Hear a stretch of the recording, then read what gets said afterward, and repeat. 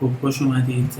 تو این جلسه من میخوام ادامه جلسه قبل یه مقداری روی فایند تمرکز کنم و اگر وقت اضافه ای اومد میشه روی مطالب دیگه هم تمرکز کرد.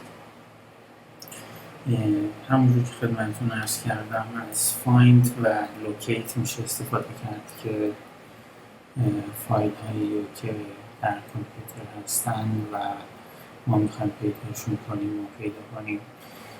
خدمتتون عرض کردم جلسه گذشته که لوکیت یه مقدار مقدماتی تر، آسون تر استفادهش، منتها کارایش هم کمتر. اگر من بنویسم لوکیت این زیپ، اینجا میبینید که هر چیزی که مربوط به استرینگی که من اینجا نوشتم هست رو به ما برمیگردونه. منتها خب میبینید که در کل گزینه‌های بیشتری نداره، یعنی تو این چیزهایی که برگردون، مثلا من اگر بخوام این دوتا رو فیلتر کنم و در نهایت از کرپ کمک بگیرم،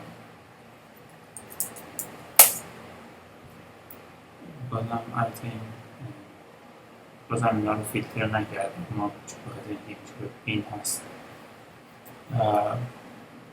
منتها مطلبم اینه که در کل به واسطه گرپ میشه اگر دیت فایل رو میخوایم چک کنیم یا اگر قابلیت بیشتری بهش بدیم، اون قابلیت رو بهش اضافه کنیم. و خود گرپ خود لوکیت دیتابیس داره و دیتابیس گرپ خود لوکیت دیتابیس داره و دیتابیس لوکیت رو اگر یادتون باشه به وسیله آپدیت دی آپدیت می‌کردیم. البته این باید سودو کرد به خاطر اینکه کل سیستم شما رو میخواد اسکن کنه. پس اما مشکلی که اینجا هست، اگر من همین الان یه دایرکتوری جدید درست کنم، نمیدونم اون دایرکتوری جدید رو نمیدونم، باید هر دفعه هر اتفاقی میفته این آپدیت رو من منویلی انجام بدم یا صبر کنم تا خودش نوبت بعدیش برسه که بعد این رو اجرا کنه. واسه این محدودیت ها زیاد چیز خوبه دم دستتون باشه، خوبه واسه اینکه سریع میخواید یه چیزی رو پیدا کنید. اما چیزی که خیلی پیشرفته تر هست فاینده و من جلسه گذشته وقت زیادی رو صرف فایند کردم که توضیح دادم چه گزینه هایی داره، چه استفاده هایی میشه ازش کرد. من خیلی سریع یکی دو تا مثال بزنم. یوزر شیر داک و اینجا لوکیشنمون هست و بهش میگیم که دنبال چه چیزهایی میگردیم، دنبال فایل های HTML میگردیم. الان من اگر این رو اجرا کنم که لیست فایل های HTML رو ببینیم.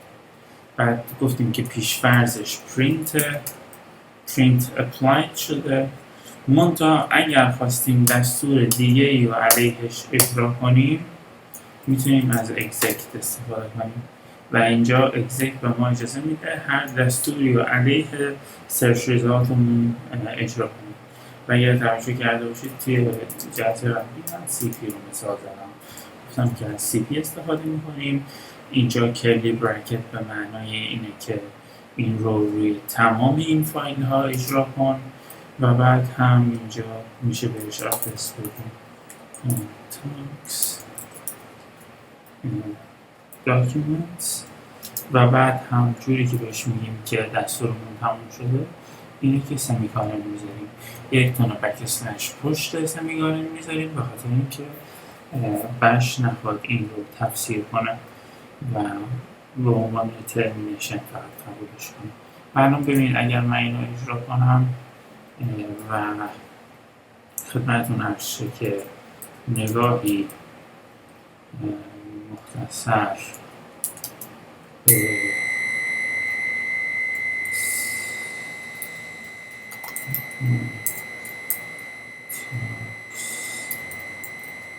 داکیومنت بنویسم می‌بینیم که تمام اون فایل ها نشست. دیشب مثال‌های خیلی پیشرفته‌ای زدیم، سعی کردیم مثالی رو بزنیم که مربوط به مشکلاتی بود که توی محل کار من خودم پیدا کرده بودم و الان وارد اون مثالا نمیشم. تا الان دوست دارم راجع به گزینه‌هایی کار کنیم که کمتر کار کردیم، یعنی این گزینه‌ها هستن تا کمتر بهشون توجه شده. اولین گزینه‌ای که من میخوام روش تمرکز کنم سیمیم هست.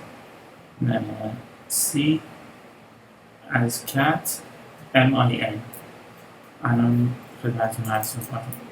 برم به فایند و سرچ کنم برای سیمیم و نکست.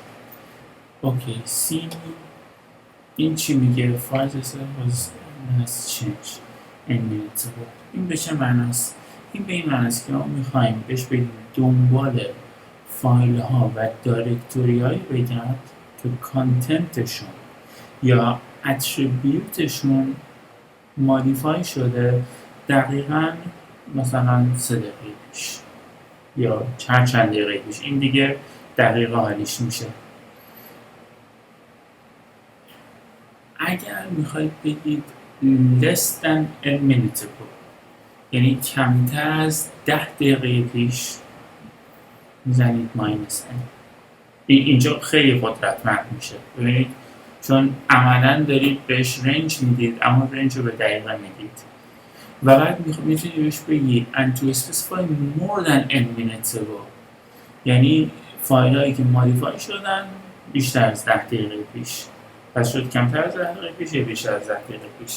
منتها اینجا واحدی که دریافت میکنه دقیقه است. اینو باید خاطرتون باشه، چون امکان داره واحدهای دیگه ای هم داشته باشیم که اونا هم یکی میپردازیم. خب من اگر اجازه بدید برای این مثال میخوام دوباره از خود فایند استفاده کنم و این دفعه میخوام بهش بگم من دنبال فایند میگردم، بهش دایرکتوری میدم، بهش میگم هوم تاکس داکیومنت. خوبه، بهش میگم اینجا بگرد و بعد بهش میگم که تایپی که دارم میگردم دنبالش فایل هست، یعنی دنبال فایل بگرد. عملا باید چی میخوام بهش بگم؟ یادتونه اون کپی که انجام دادم چجوری میتونم حالیش کنم که اون فایل ها رو باسم پیکاپ کنم؟ -2 minutes. یعنی انقدر زمان واسه آهسته سپری میشه آقا سعید؟ لقل 5 دقیقه شده کامان. اوکی ساری. حالا فکر کنم 5 دقیقه 10 دقیقه پیش بود. حالا فکر کنم 10 دقیقه سیف داره. خب -2 یعنی کمتر از 2 دقیقه پیش. اول ببینیم -10. آره -10 منطقی تره فکر کنم. خب اینا رو پیکاپ کرد.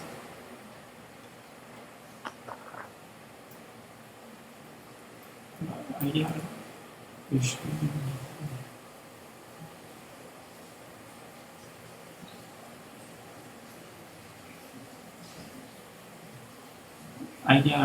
بگیم -5 چی؟ -2 نه، -2 دیگه -4 نه، -5 اوکی، -5. alright، این از این. حالا گزینه بعدی که خیلی واسه من جالب اومد گزینه نیور بود و گزینه نیور ما این اجازه میده که در حقیقت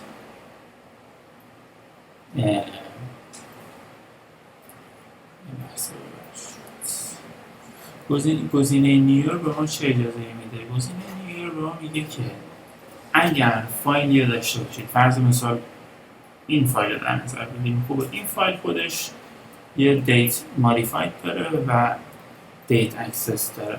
خوبه، این میاد چی میکنه؟ این میاد لاست مودیفایش رو ملاک میگیره و میگه من نگاه لاست مودیفای این نگاه به این نگاه میکنم و بعد بهت میگم که چه فایلی اینجا هست که از این نیوتر در اصطلاح.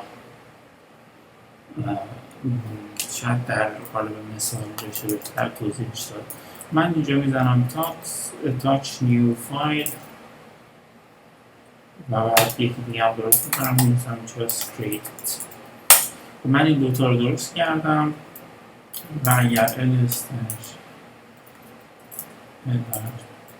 تی رو بزنیم میبینیم که این به درستی تشخیص میده که اینا جای تعیین فایل هستن. البته اینو من کجا درست کردم؟ اوکی، نمیخواستم اینجا باشه.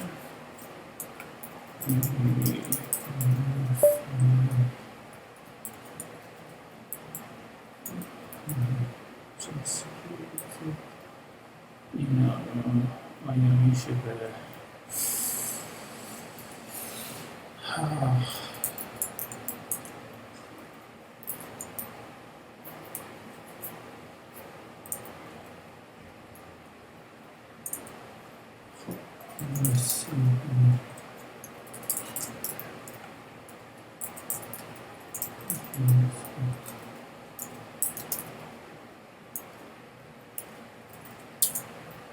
خب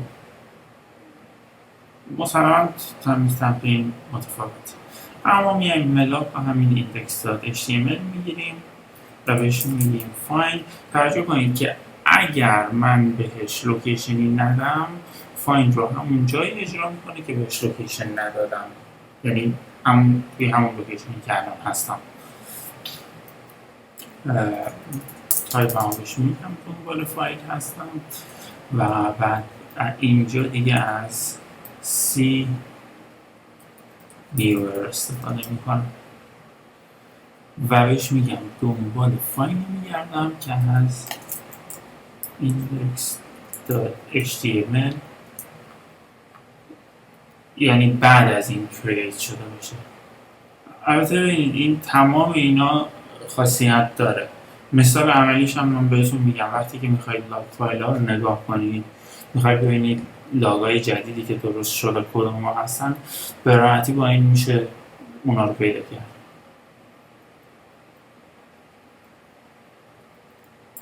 خب این از این. حالا بریم مثال بعدیش. مثال بعدیش اینه که میگه match files or directory whose content or attribute were last modified at C time. این دیگه سی مینت نیست، سی تایمه. مدل داره میگه whose content or attribute، یعنی چه محتواشون چه هر کدوم از اتریبیوت هاشون به هر نحوی مودیفای شده باشه طی 24 ساعت گذشته. یعنی من فکر میکنم که ملاکین اینجا دیگه ساعت میشه وقتی که میزنیم سی تایم نه سی نیم. یه لحظه اجازه بدید که خیلی سریع با هم نگاه کنیم. سی تایم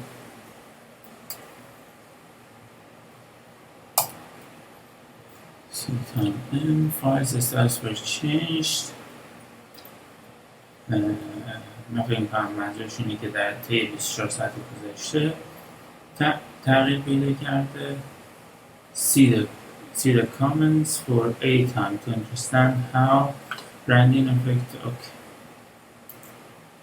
پس به چه شکل ما میتونیم از این استفاده کنیم؟ میشه همین فایند رو اجرا کرد. منطقه بهش گفت سی تایم و بعد بگم چی؟ 24 یه 24 ساعت گذاشته. اینو نمیخواد بزنی؟ اینا هم باید بزنیم؟ نمیتونم. نه. من استار رو نمیدونم ولی این این داشت این اوکی. نه بس نه. فکر نکنم اینو بخواد خودش. چیزی که من خوندم هر عددی بهش بدین ضرب داره 24 ساعت میکنه. در واقع ان تایم واحدش روزه. مثلا یک بهش بدیم یک ضرب داره 24 میکنه. یعنی اینجوری؟ یک روز حساب. آره الان فکر کنم یک روز حساب کنه. آفرین. آره چه پس اگه بزنم دو الان 2 روز رو مد نظر میگیره. چرا که من میدونم. بله. پس بذار ببینیم این چیزی که شما میگه رو با هم تست بزنیم. هوم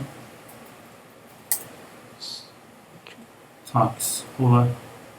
میخوام بگیم یعنی این به ما میگه اون هر چیزی که در 2 روز گذشته تغییر پیدا کرده و بهمون نشون بده. درسته؟ بله.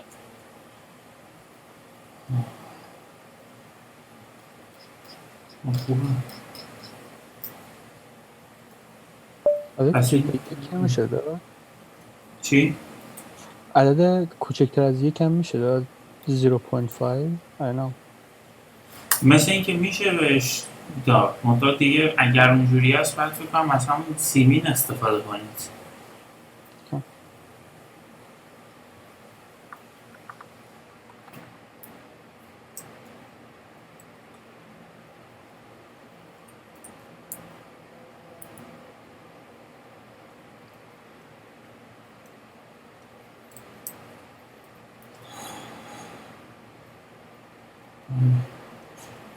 ببینید منهای 5 اینجا ببینید همین مثالی که اول زدیم اونجا دیگه اگر میخواید بگید بیشتر از هر چند ساعتی این منها رو باید به اضافه کنید.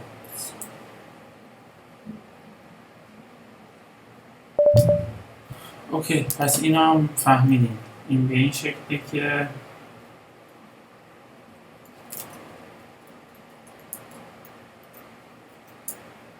خب اینجا هستیم فایل سی تایم. اوکی خیلی هم عالی. بعدیش چیه؟ بعدیش میگه empty. میگه هر فایلی که empty هست رو واسه من پیدا کن.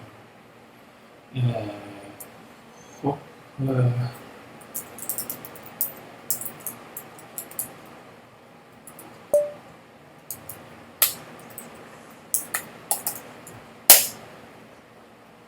گویا اینجا یک دونه فایل empty پیدا کرد. اما من بگم شاید بیشتر باشه. منطقه خب این هم از این group name match a file directories belongs to a group.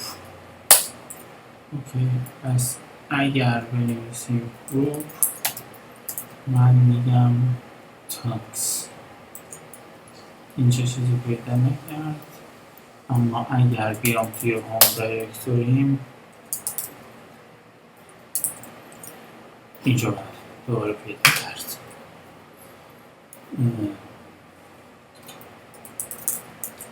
ببینید اینجا خیلی سریع میتونید ببینید که جز چه گروه هایی هستید. من معمولا جز گروه یوزرنیم تسهیلاتی یوزرنیم رو درست میکنی یه گروه هم به اسم یوزرنیم درست میشه و اینجا هم میگه جز گروه سودو هست.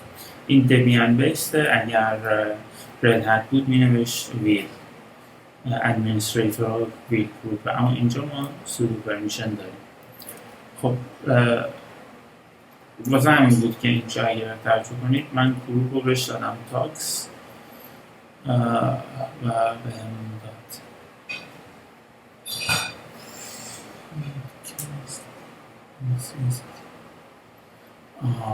چه جالب. ببینید اگر یادتون باشه من از دش نیم استفاده می‌کردم. فایند یوزر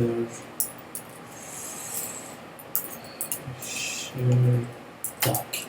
بعد اینجا نگاه کنید میگفتم نیم و البته من اینجا خودم رو راحت کردم و از وایلد کارت استفاده کردم که خیلی سریع این فایل رو پیدا کنم.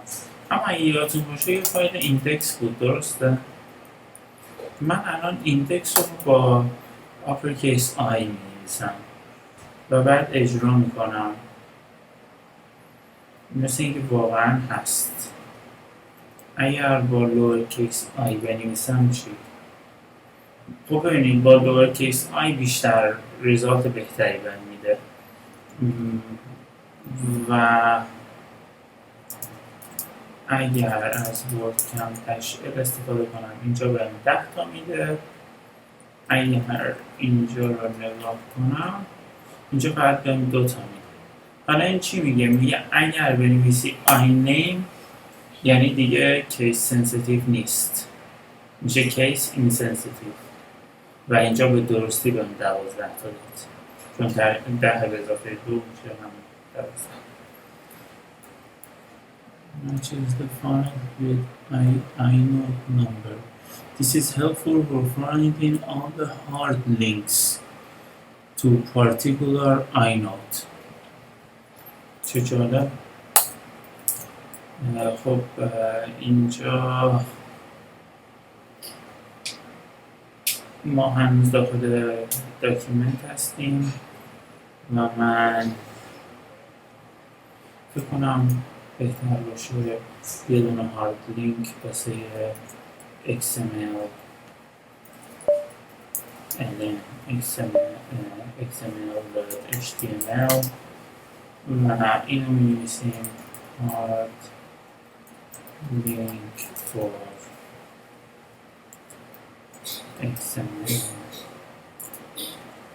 HTML.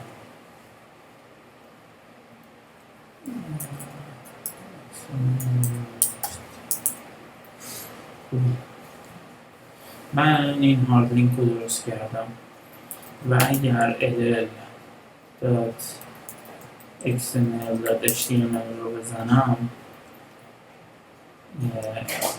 یا حتی بهتر ls-i این باید آی نودش رو به هم بده. حالا این داره میگه که اگر من فایند رو اجرا کنم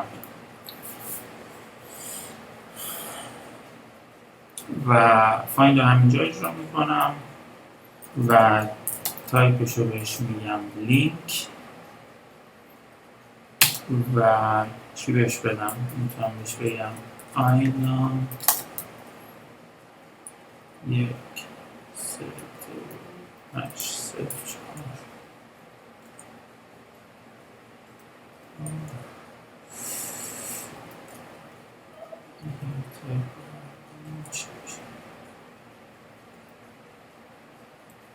حالا من نمیدونم این ال آیا فقط واسه سیمبولیک لینکه یا واسه هارد لینک هم هست. منتها چون من ال رو گذاشتم هیچی نداد، اما الان همین آینامو که می نویسم و بهش در حقیقت آینود رو میدم هر دو تا فایل رو پیدا میکنم. منتها به هر طریق از این پارامتر آینام واسه همون آینود ها استفاده میکنم. فکر کنم ال فقط برای سافت لینک باشه، چون اگه سافت لینک نباشه دیگه در واقع خودش فایل مستقل حساب میشه، نه؟ آفرین ابزرویشن خیلی قشنگی بود. راست میگی، چون اگر سیمبولیک باشه راست میگی اون موقع دیگه اصلا آینودش متفاوت میشه، پس باید هارد لینک باشه. پس اما چرا پارامتری واسه لینک وجود داره؟ چون اگر یادت باشه توی فایل تایپ هاش در کل واسه اینه که بتونی سیمبولیک لینک پیدا کنی. آره راست میگی. نکن مثلا اگر من بنویسم فایند etsy dash type l max depth 1. بله این الان تمام سیمبولیک لینک ها رو بهم نشون میده.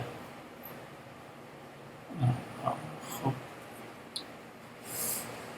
حالا اجازه بدید که به مثال دیگهش نگاه کنیم. این داره میگه مثال دیگه هم داره، میگه که اگر میخواید فایلی رو پیدا کنید که 20 ساعت باشه. خب فایل سرراهی تنها جوری که من فکرشو میکنم فایل سرراهی به وجود اومده باشه اینه که یه یوزری بوده باشه که فایل رو به وجود برده باشه و منتها الان یوزر رو دیلیت کرده باشیم. این چون زحمتش زیاده من نمیام الان دیگه بشینم یه یوزر یه همچین مراحلی رو طی کنم. منتها آسون ترین کار اینه که اصلا در کل نگاه کنیم ببینیم همچین چیزی هست. تایپ فایل و بعد می‌نویسیم نو یوزر.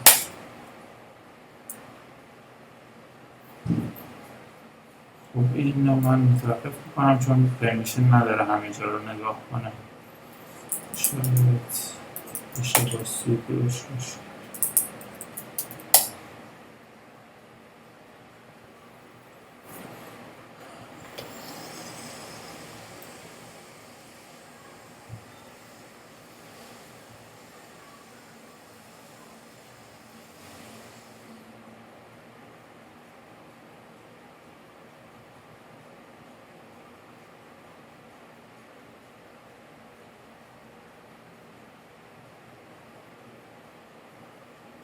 من فکر نمی‌کنم چیزی بتونه پیدا کنه. البته اون سرچی هم که ما زدیم سرچ سنگینی من متوقفش کردم. منتها خب آسان‌تر اینه که یک کار دیگه هم که میتونید کنید اینه که میتونید بهش پارامتر یوزر رو بدید و اینجا من بهش میگم فایلایی رو واسه من پیدا کن که متعلق به یوزر تاکس باشن و این در حال تونستیم رو پیدا کنم در اون حدی که دسترسی داشت. no user newer. خب ما سینیور رو نگاه کردیم. خب حالا اینجا چند تا چیز دیگه داره. به جای سی مین ام مین می نویسه match finds or directories whose content were last modified n minutes ago.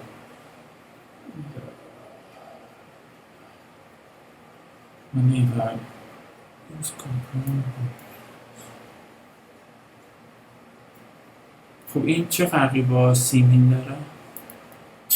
اینجا من خودم هم گیت شدم. یعنی در نظر شما وقتی که میگید سیمین و وقتی که میگید امین اینا با هم چه فرقی میتونن داشته باشن؟ match files or directories whose contents were last modified n minutes ago. یعنی اگر من عادتا از همین چیزی که میگه استفاده کنم و اگر فایند رو اینجا اجرا کنم و بهش بگم که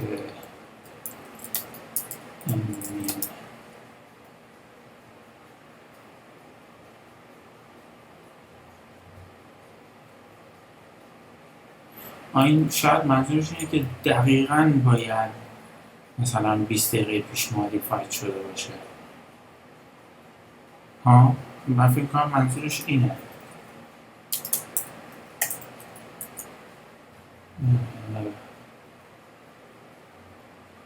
این اگر 20 دقیقه هست الان چند دقیقه هست؟ 38 رو منهای 20 کنید میشه چند؟ 18؟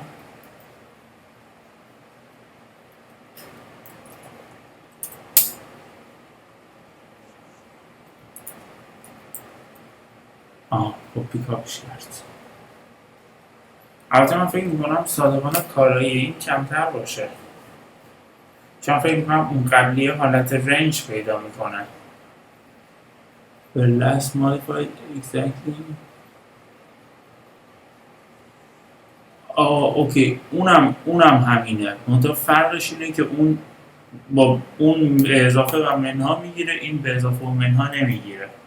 مثلا اینجا رو تصور کنید، مثلا من اینجا میتونم بهش بگم به اضافه 19 یا مثلا منهای 19.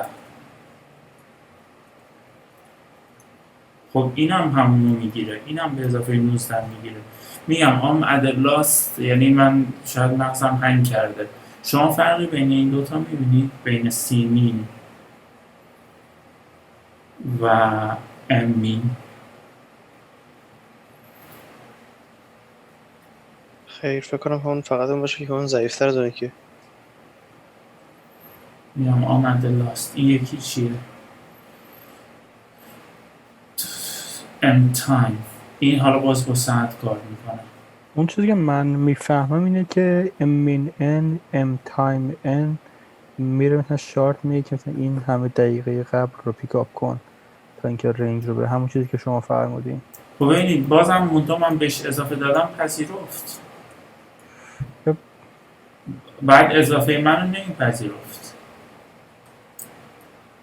به واسطه این که من اینجا اضافه دادم پذیرفت. میبینید؟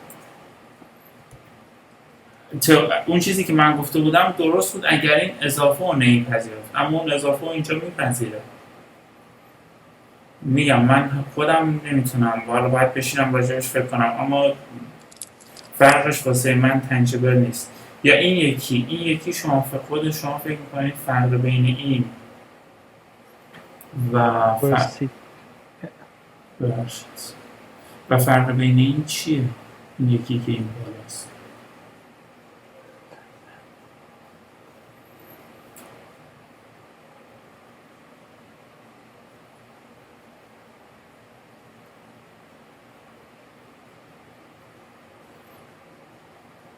اینجا اتریبیوت نداره، whose content.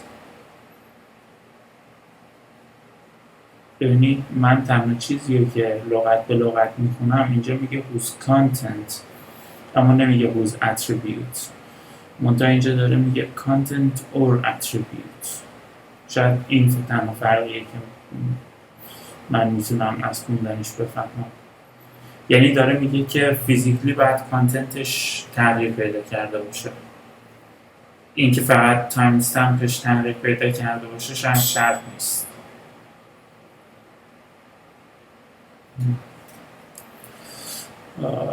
حالا به هر حال این یکی چی؟ داش نیم پترن. این داش نیمو که بارها استفاده کردیم. یکی همچین چیزی بالا ندیدیم؟ این مگه اینو ما همین بالا ندیدیم؟ چرا؟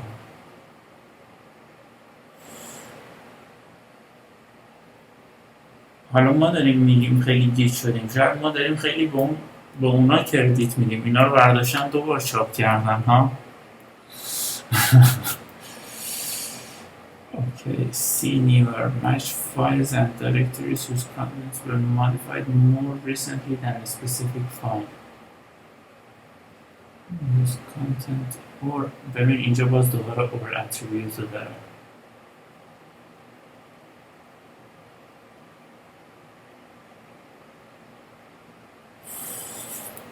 حالا من نمیخوام روی اینا زیاد زوم کنم، موضوعیتی نداره، اما فکر میکنم کلیتش دست شما اومده که فرقش چیه. حالا این اپراتوراش اینا رو هم چند تا مثال با هم بزنیم. البته خودش مثالایی که داده واقعا مثالای جالبیه، شاید از مثالای خودش استفاده کنیم بهتره. داره میگه که اینجا از لاجیکال اپراتور میتونید استفاده کنید and or not و حتی میتونید اینا رو با هم گروپ کنید به واسطه پرانتز. بعد مثالی که خودش داره میگه داخل هوم دایرکتوریت دنبال فایل هایی بگرد که پرمیشنشون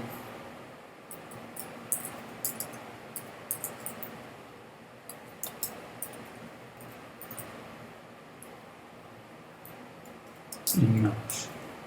این یعنی چی؟ یعنی که فقط اونرش ریل اند رایت داره.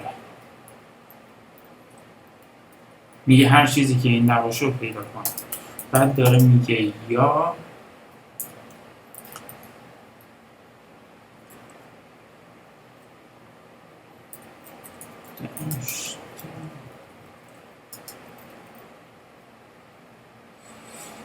دی یا دایرکتوری رو برام پیدا کن.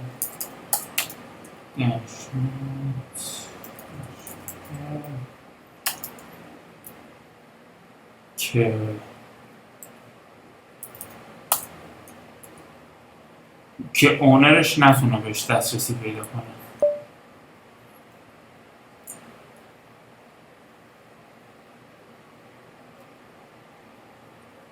البته ببینید اینجا داره دابل نگاتیو استفاده میکنه. داره میگه که این نباشه، یعنی اگر این باشه پیداش نمیکنه، اگر این نباشه پیداش میکنه. متوجه هستید؟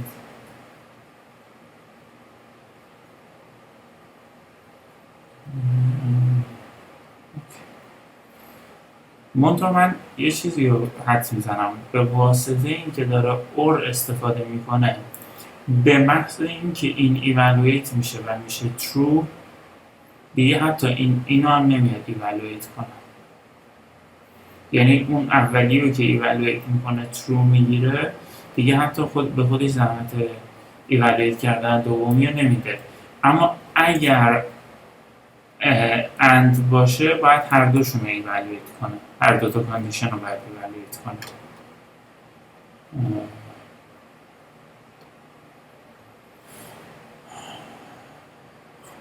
و این از این. پس میتونید دو تا اکسپرشن داشته باشید، به واسطه اور جداشون کنید و اگر ایوالویشن این فالز بشه اون موقع میاد این رو ایوالویت میکنه.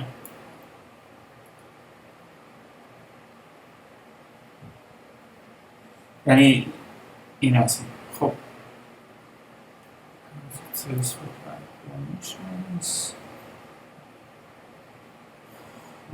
اینا رو خودش توضیح بیشتری بده.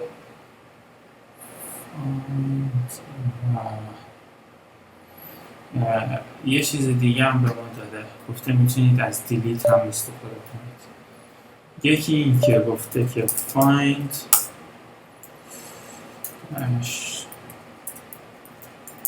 تایپ فایل. خب بعد ما میگیم اسمش HTML. این تمام اون فایل هایی که ما آوردیم و پیکاپ میکنیم. میشم بهش بگیم -ls و اگر ترجمه کنید تمام اون فایل ها رو بهمون نشون میده. بعد حالا میگه میشه از دیلیت هم استفاده کنید. و الان که ما ls رو میزنیم دیگه از دیدن اون فایل ها محروم میشه.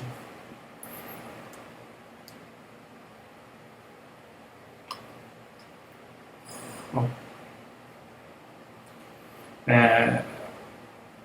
ببینید معادلش تقریبا میشد این. اگر من از دیلیت استفاده نمی کردم، میخواستم از اگزیت استفاده کنم، بعد چی میکردم؟ ریموو تک به تک این فایل ها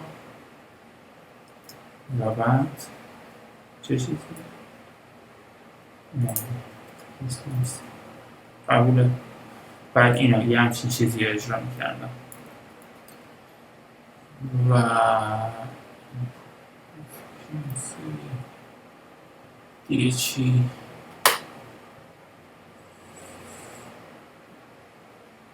چه مثال های دیگه؟ اینجا x-args رو هم درس داده، یعنی چون مربوط بوده x-args رو اینجا شکونده و داره میگه که از x-args میشه استفاده کرد که اینپوت در حقیقت استاندارد اینپوت رو به عنوان آرگومنتی برای دستور بعدی ارسال کنه. به این شکل که فرض رو بر این بگیریم که اگر بزنیم empty چی؟ چون اون دوتا فایلی که داریم empty خوبه، ما همین دوتا فایل empty رو در نظر میگیریم و پیش‌فرضش پرینته. ما هم میدونیم که پیش‌فرضش پرینته، منتها ما این رو به عنوان xr میفرستیم به xargs و ازشون ls-l میگیریم و این امر رو ترجمه کنید xargs خروجی این دستور قبلی رو به عنوان پارامتر، به عنوان ولیویی که به پارامتر -l میخواستیم بدیم دریافت میکنه. یعنی چی؟ یعنی دقیقاً معادل این میشه که نوشته باشید l new file و just created. آیا شما فرقی بین این و این میبینید؟ نه، هر دو یک. خب این از این. من فکر می‌کنم مثالای خوبی زده خودش و پارامترهایی که خیلی کارایی هستن، کارایی دارن، یعنی اونایی که خیلی توی مباحث سکیوریتی و اینا به کار میاد، همون داش پرم واسه پرمیشن که چک میکنن ببینن چه پرمیشن هایی وایلیت شده، خدمت داش یوزر داش نو یوزر بود یا داش نو گروپ بود که ببینن چه فایل هایی اورفند شده. و من از مثال سیمین و سینیور هم خوشم اومد.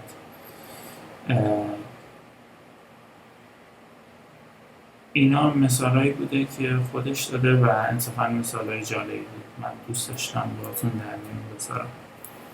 خب تا اینجای کار سوالی هست که من بتونم پاسخ بدم یا کم و بیش به توافق رسیدیم که اینا رو هم میدونید چه بهترین جوری که با اینا رو منیپولیت کنید، یعنی اگه خواستید تمرین کنید، اگر تاچ رو نگاه کنید، تاچ یه سری آپشن ها داره، مثلا داش تی شما بهش تایم میدید، change the specific time, word is accessed a time or used equivalent to dash a, word is modified mean time equivalent to dash m. پس اگر میخواید مثلا یه فایلی رو درست کنید که دقیقاً در یک ساعت خاصی مودیفاید شده باشه، این واسهتون کارایی داره. خودش مثال میده، نه کلیتشو میگه. مثلا اگر بنویسیم تاچ داش تی به این شکل که year, month, day, hour, minute و بعد second. من میدونم اینو اجرا کنم اجرا نمیشه، منطقه من فقط زدم که فرمتش رو لازم باشه. خب تاچ داش تی میزنیم old file تاچ داش تی می‌نویسم old file، منتها اینجا برمیگردم که اون تاریخی که میخوام بهش بدم، میزنم مثلا 98 من چشم میزنم سپتامبر، دیشم میزنم 10 و ساعتش رو میزنم چطور ساعتش، یعنی اگه بزنم 13 یک رو میگیره حتما 13 و بعد مثلا میزنم 1:24 دقیقه و بعد ثانیه‌ش هم میزنم 33. خب اگر این رو اجرا کنم و بعد اینجا ال رو بزنم ببینید این فایل رو به این تاریخ واسه من درست کرد. قبوله. خوبیش اینه که این به ما اجازه میده که این فایل ها رو به اون تاریخی که دلمون میخواد درست کنیم. بعد به همین واسطه میتونیم به وسیله فایند اون پارامترهای زمانش رو تمرین کنیم.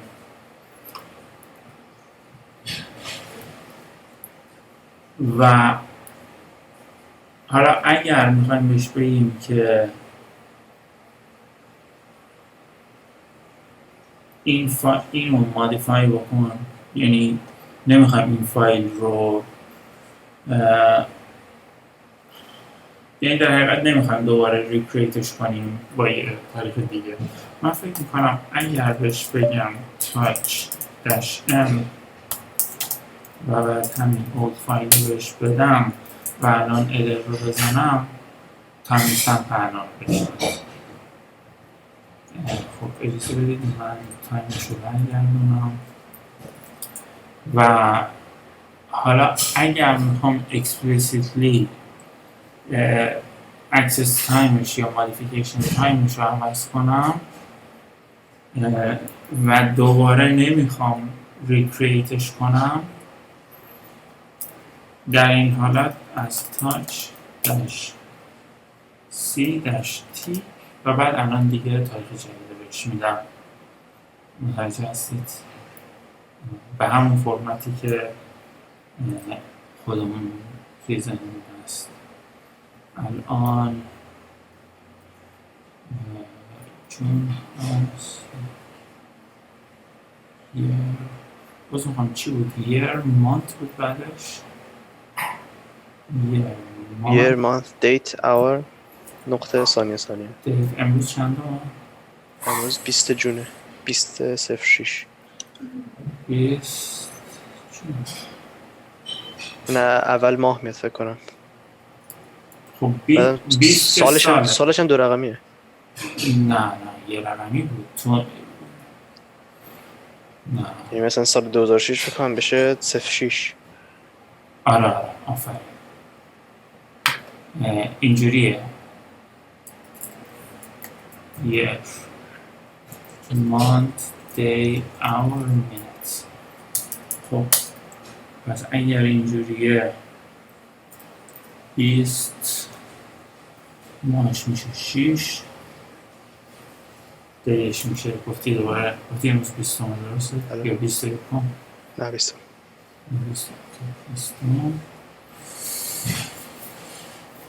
و دی همین فکر کنم بگیرم این ولی فرمت ست فکر کنم بخاطر اینکه فایل آموزش استفاده نکردیم باز نگرفت.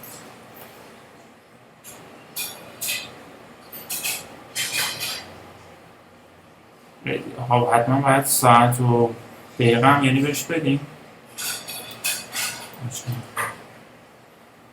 ساعت و میزنیم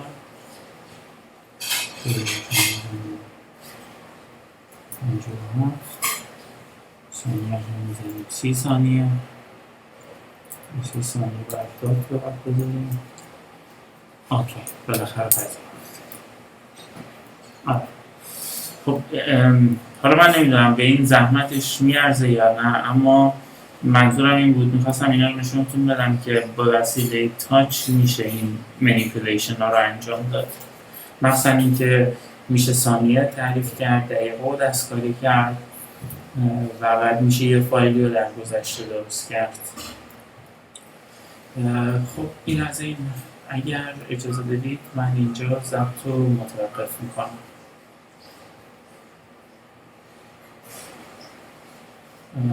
خب من ضبط رو متوقف کردم.